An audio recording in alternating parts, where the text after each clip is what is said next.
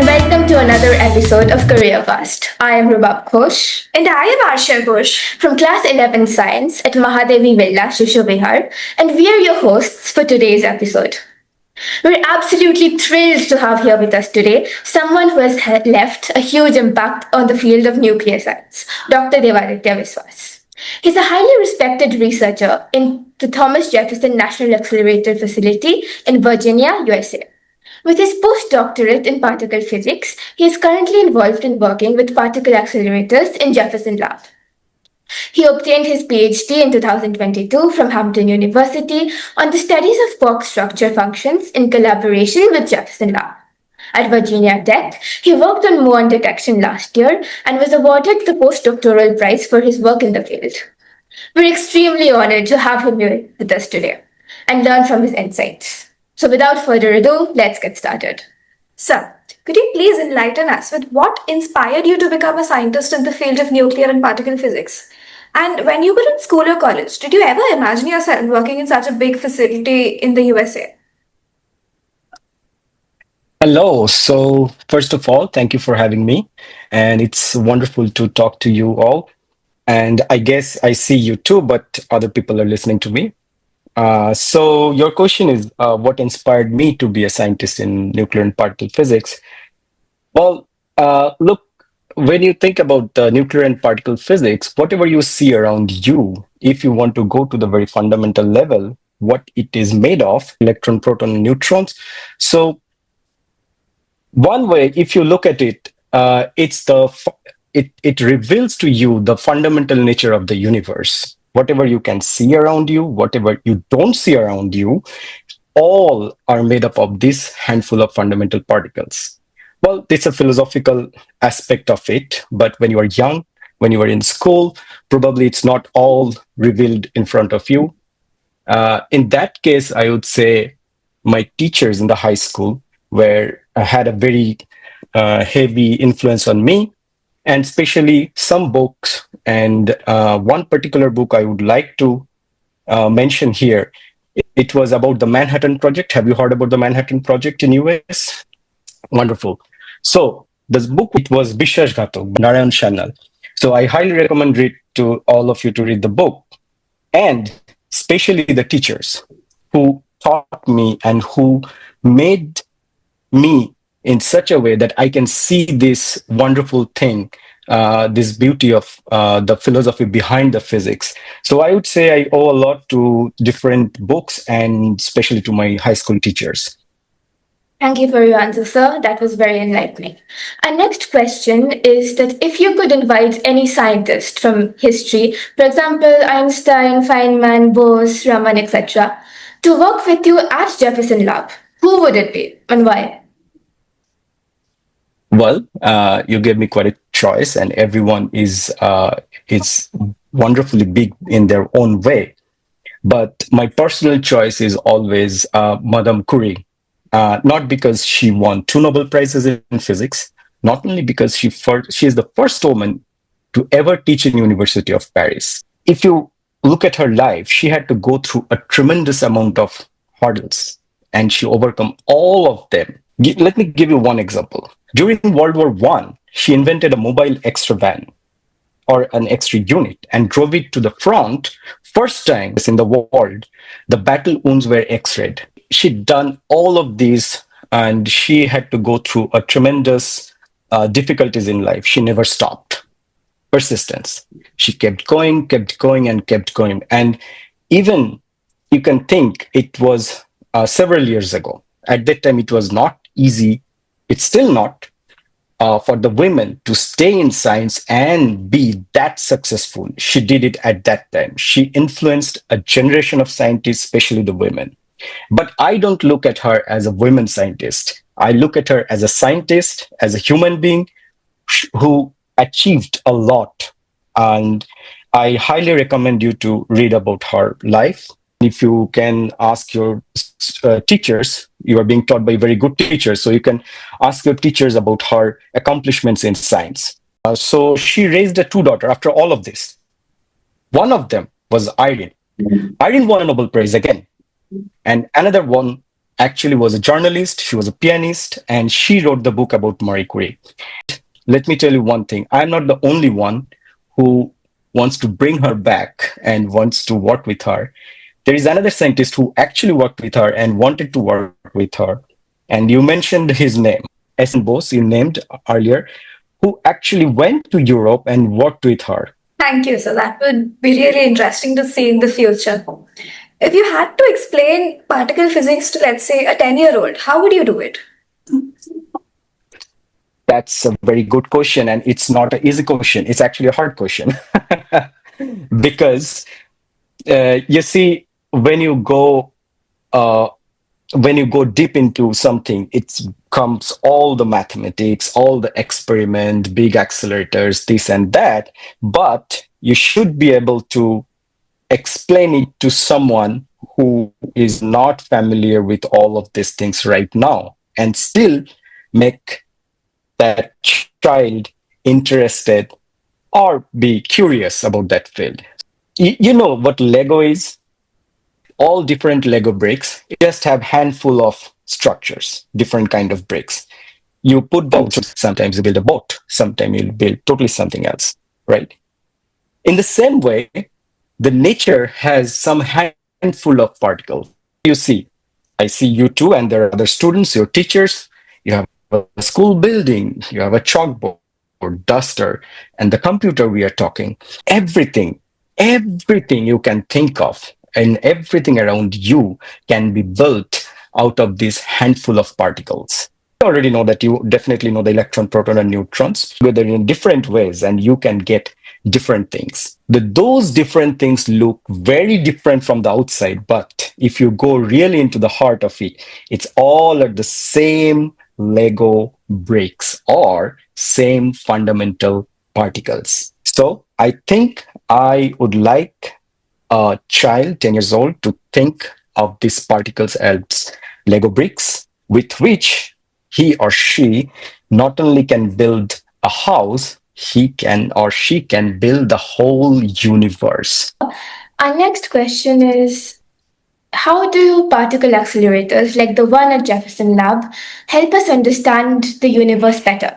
Are there any real world applications of your research that directly benefit society, like in medicine, energy, or technology? Right. That's a very good question.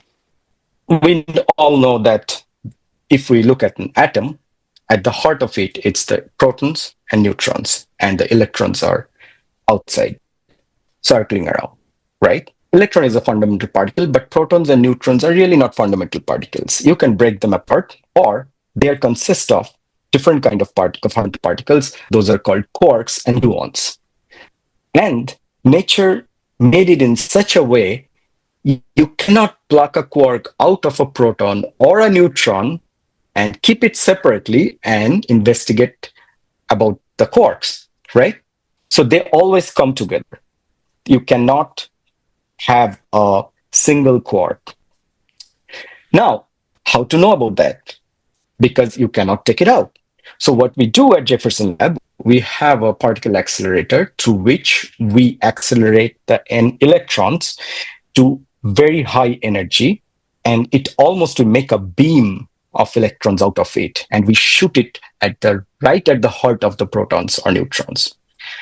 When you shoot them at the protons or neutrons, those electrons goes there and interact inside the protons, and inside the proton means with the quarks and gluons, especially the quarks, and bring out some information out of it. When it brings out some information out of it, those scattered electrons, we let them go through different kind of particle detectors, and we measure their angle, energy, momentum, and etc. By measuring the outgoing scattered electrons, we calculate back what's going on inside the proton or neutron.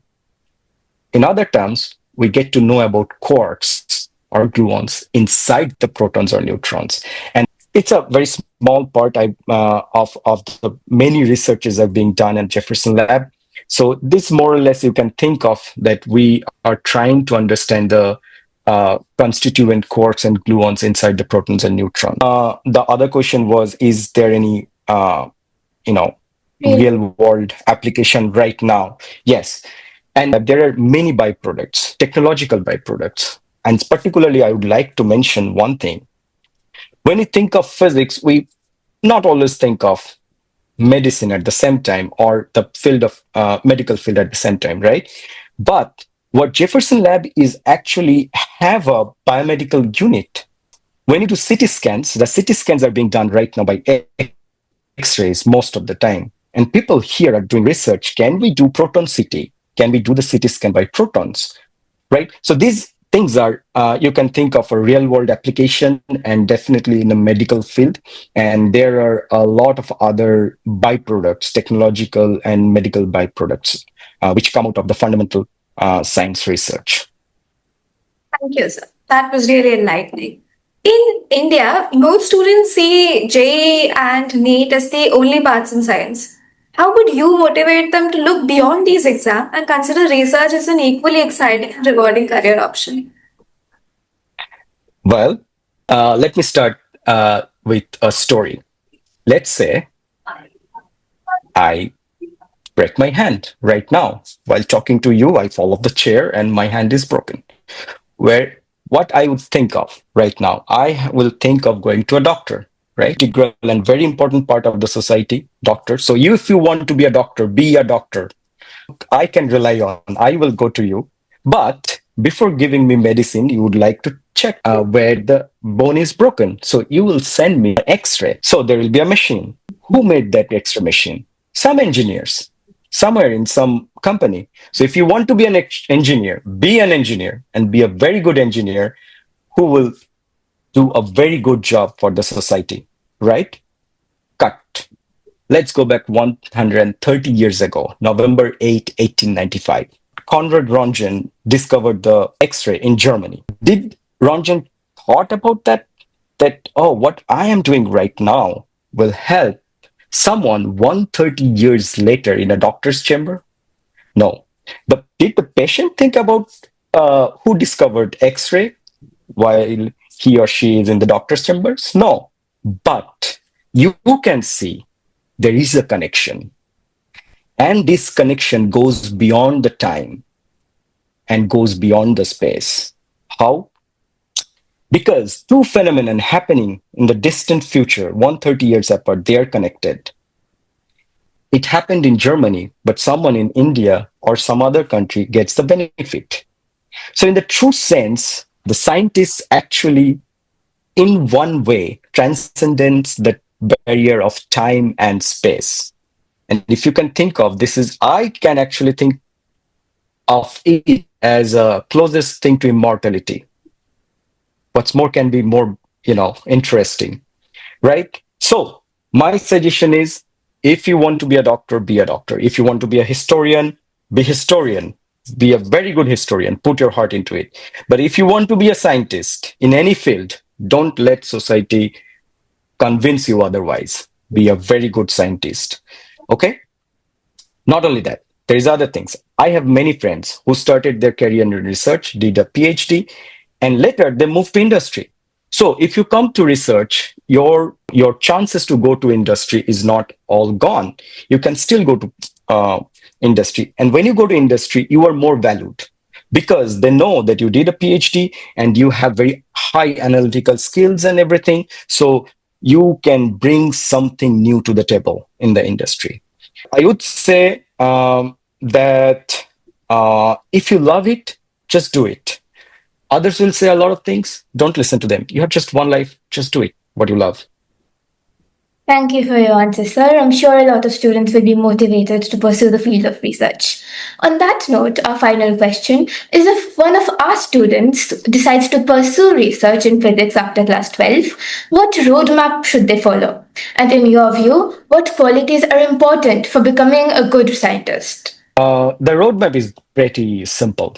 After 12th, you go to a college to do your BSc, bachelor's in physics. Now, when I did my bachelor's, or your teacher, most of your teachers did bachelor's, that it was like 3 years of bachelor's, but I heard that it is changing. Probably it will be a 4-year bachelor's right now. And then you after you finish your bachelor's, you go to a university to your master's, right? And then you apply for PhD. After you do PhD, you can apply for either a faculty position in different universities, or you can be a scientist in different research labs. Also, I can tell you one thing: there is R&D sections in different industries also. Just because you do a PhD, you don't have to stay in academia all the time. There is a way to go into industry and still do research. Industries and companies, they have their research and development section. They hire highly qualified PhDs, right? That's more or less a roadmap. And I think if you want to know any more, ask your teacher, and I will always be there to help you. Just reach out to me through your teachers. Other question was what the qualities. I think so. I'm not sure I'm a good scientist or not, but I have some ideas what consists a good scientist. If you don't love it, you cannot do it.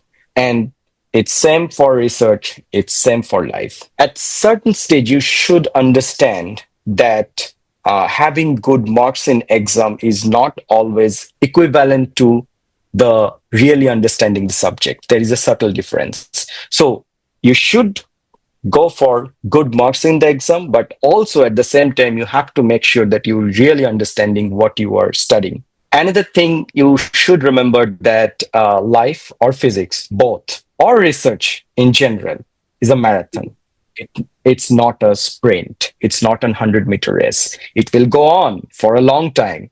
So be persistent. Keep doing your things. Keep doing your things. And do not look for instant gratification. If you look for instant gratification, his problem is you will not see it always, because you will not always get the validations right away from others. Oh, you are doing wonderful thing. You will not hear it from others, but you have to keep going it. So persistence. And the last thing I would like to add, be fearless in asking questions. Do not believe everything just because everybody else is doing it or saying it. So I would say whatever I said until now, you don't have to believe blindly also. Think about it and decide by yourself. So be fearless. That brings us to the close of another enriching episode of CareerCast. Our heartfelt gratitude to Dr. Debaditya Biswa for sharing his wisdom, experiences, and perspective, reminding us that true success comes from a blend of knowledge, perseverance, and dedication. To everybody watching, thank you for being part of today's conversation. We hope you leave with not just information, but also the motivation to chase your goals with determination and heart. Stay tuned for many more inspiring journeys and untold stories ahead. Until next time, this is CareerCast, creating pathways to your future, one episode at a time. Thank you. Thank you, sir.